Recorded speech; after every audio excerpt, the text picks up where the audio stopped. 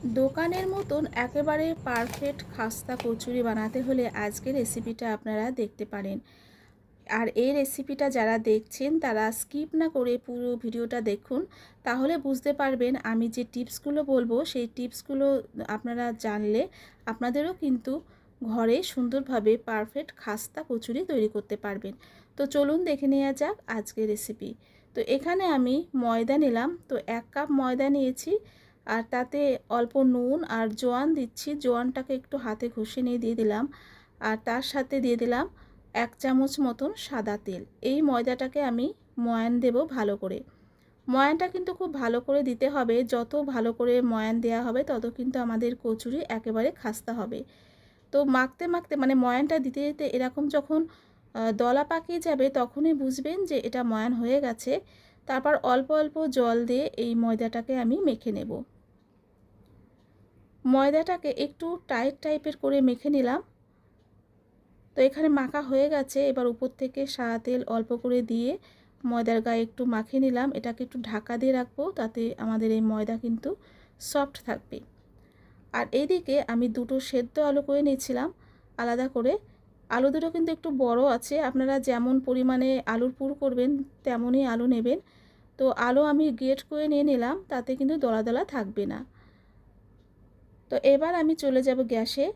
তো গ্যাসে আমি কড়া বসিয়েছিলাম, তাতে 1 থেকে 1.5 চামচ মতন সর্ষের তেল দিয়েছি। তেলটা গরম হয়ে যাওয়ার পর 1/2 চামচ মতন গোটা জিরে ফোড়ন দিয়ে দিলাম। জিরেটা একটু ভাজা হয়ে গেলে তারপর দিয়েছি গ্রেট করা আদা আর কাঁচা লঙ্কা কুচি। এখানে কিন্তু আদাটা আমি 1/2 চামচ দিয়েছি। একটু ভাজা ভাজা করে নিচ্ছি। আর আদা কিন্তু তাড়াতাড়ি পুড়ে যায়, তো যাতে পুড়ে না যায় সেজন্য আমি অল্প করে জল দিলাম। জলটা দিয়ে আদাটাকে একটু কষিয়ে নিচ্ছি। আর এই জল থাকতে থাকতে আমি গুঁড়ো মশলাগুলো দিয়ে দিচ্ছি। তো একে একে আমি এখানে অল্প করে জিরে গুঁড়ো, ধনে গুঁড়ো, লঙ্কা গুঁড়ো আর চাট মশলা দিলাম। আর তাতে অল্প করে দিয়ে দিলাম নুন। অল্প করে জল দিয়ে মশলাটাকে একটু কষিয়ে নিচ্ছি। চাট মশলা যেহেতু দিয়েছি সেই জন্য কিন্তু নুনের পরিমাণটা এখানে আমি কম দিলাম, কারণ চাট মশলাতে নুন থাকে।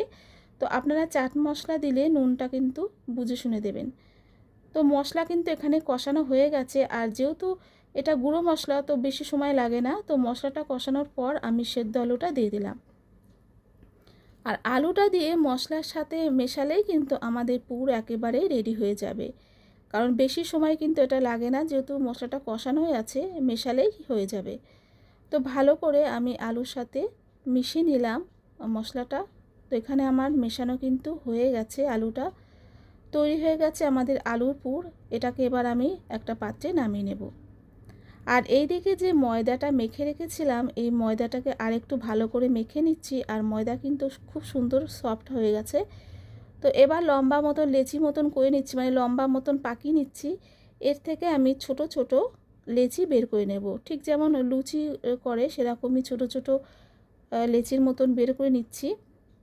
আর যেহেতু এটা টাইট করে মাখা, তো কোনো রকম তেল অথবা ময়দা এখানে লাগবেই না। তো 1 কাপ ময়দাতে অল্প করে আমার হয়েছে কটা মানে লেচি। আপনারা বেশি পরিমাণে করলে বেশি করবেন। আর এইদিকে যে আমি পুরটা নিয়েছিলাম মানে আলুর পুরটা, এই আলুর পুর আমি গোল পাকিয়ে নিচ্ছি। এরকম গোল পাকিয়ে নিলে আমাদের কচুরি বানাতে কিন্তু অনেকটা এগিয়ে যায়, অনেক সুবিধা হয়। তো এবার একটা লেচি নিয়ে আপনাদেরকে দেখিয়ে দিচ্ছি কিভাবে পুরটা ভরবেন। তো হাতের সাহায্যে আপনারা করতে পারবেন এরকম, মানে পাতলা করে লুচি যেমন করে সেরকমই করতে হবে। তো হাত দিয়েই পারবেন, একটু টেনে টেনে লুচির মতন করবেন। তারপরে মাঝখানে আলুর এই গোলটা দিয়ে পুরো কভার করতে হবে। ঠিক যেমন আমরা মোদক করি সেরকমই কিন্তু এই লেচিটা ভরতে হবে। তো উপর থেকে আমি এরকমভাবে ভিতরে আলুটাকে ঢুকিয়ে দিয়ে ঘুরিয়ে ঘুরিয়ে মোদকের মতন করে নিচ্ছি, দেখুন। আর এক্সট্রা যে ময়দাটা আছে সেই ময়দাটা কিন্তু আমি তুলে নিচ্ছি। এতে কিন্তু দু সাইডটা সমান হবে।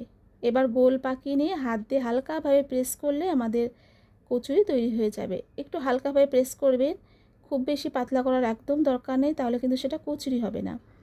তো এটা হয়ে গেল। আর আপনাদেরকে আরেকটা প্রসেসও দেখাবো, সেটা যারা এরকমভাবে করতে না পারবেন সেইভাবে করলেও কিন্তু ইজি করতে পারবেন। তো প্রথমে লেচিটাকে নিয়ে পুরো লুচি করে নিতে হবে, লুচি যেমন বেলি এরকমভাবে করে নিতে হবে। তারপর মাঝখানে আলুর পুরটা দিয়ে খুব সহজেই এরকমভাবে আলুটাকে কভার করতে পারবেন। এটা কিন্তু খুবই সোজা, এটা কিন্তু আপনারা খুব সহজেই আলুটাকে কভার করতে পারবেন, অনেকটা জায়গা থাকবে। আর উপরে যে এক্সট্রা যে ময়দাটা ছিল সেটা আমি তুলে দিলাম, তুলে এরকমভাবে গোল পাকিয়ে নিচ্ছি সমানভাবে। তারপরে হালকা করে প্রেস করলেই কিন্তু হয়ে যাবে। দেখুন এইভাবে আমি প্রত্যেকটা কচুরি তৈরি করে নেব। দু সাইডটাই কিন্তু সমান হয়ে গেছে, কোনোটাই কিন্তু বোঝা যাবে না কোন পাশটা জোড়া। তো যে কটা আমি লেচি করে নিয়েছিলাম সব কটাই করে নিয়েছি কচুরি। এবার এগুলো ভাজার পালা। তো ভাজার জন্য যে টিপসটা আপনাদের বলে দিচ্ছি সেটা হচ্ছে যে যখনই কচুরিগুলো ভাজবেন তেল কিন্তু একেবারে হালকা গরম থাকবে, বেশি গরম করে কিন্তু কচুরি ভাজবেন না, তাহলে কিন্তু সেটা কচুরি হবে না, লুচি হয়ে যাবে। তো অবশ্যই এই টিপসটা মাথায় রাখবেন ভাজার সময়। হালকা আঁচে এগুলো ভাজবেন প্রথমে, তারপরে একটু গ্যাসটাকে মিডিয়াম করে দেবেন। আর তেল কিন্তু বেশি গরম করবেন না, অল্প গরম থাকতে থাকতেই কচুরিগুলো ছেড়ে দেবেন। তো আমি উপর থেকে একটু তেলটা ছড়িয়ে দিলাম যাতে দু সাইডটাও সুন্দরভাবে ফুলে যায়। এপিট ওপিট করতে করতেই কিন্তু হালকাভাবে আস্তে আস্তে এগুলো ফুলতে শুরু করেছে। দেখুন এগুলো কিন্তু আস্তে আস্তে ফুলতে শুরু করেছে, আরও এগুলো ফুলবে। তো আমি দু সাইডটাই এপিট ওপিট করে ভেজে নিচ্ছি। আর বেশি হাই হিটে এগুলো ভাজবে না, তাহলে তাড়াতাড়ি কালো হয়ে যাবে। তো দেখুন আমি এপিট ওপিট করছি, আর এগুলো কতটা ফুলে গেছে, এগুলো কিন্তু আরও ফুলবে, আর এগুলো ফুলবে অথচ ফেটে যাবে না।